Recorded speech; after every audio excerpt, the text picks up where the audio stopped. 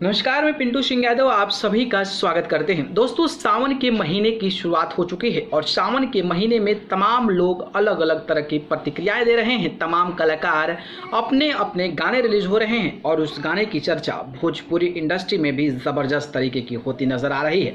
इस कड़ी में अगर मैं बात करता हूं तो भोजपुरी इंडस्ट्री के ट्रेंडिंग स्टार खेसारी लाल यादव ने अभी तक का जो इतिहास रचा है, भोजपुरी में कोई और कलाकार का नाम उस इतिहास में नहीं है।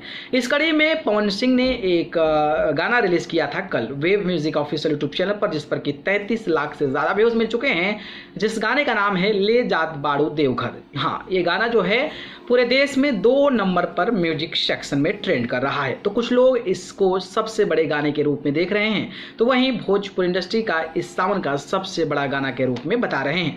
लेकिन शायद उन लोगों को गलतफहमी है और खेसारी लाल यादव का जो रिकॉर्ड है उसको तोड़ पाना मुझे लगता है कि लोगों के लिए अभी मुश्किल ही नहीं नामुमकिन है। दरअसल बात करें तो सारेगामा हम भोजपुरी पर एक गाना रिलीज हुआ था 29 तारीख को, जिस गाने का नाम था बोल बम बोला हारमोनिया पर।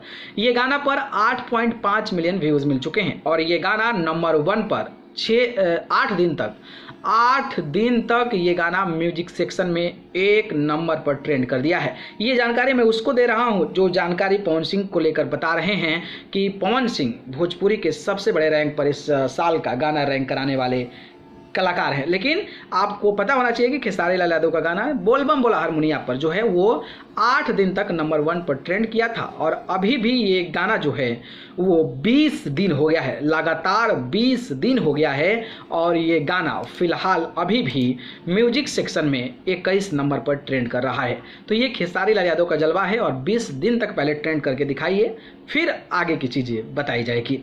तो इस पर आपकी क्या प्रतिक्रिया है हमें बता दीजिएगा। धन्यवाद।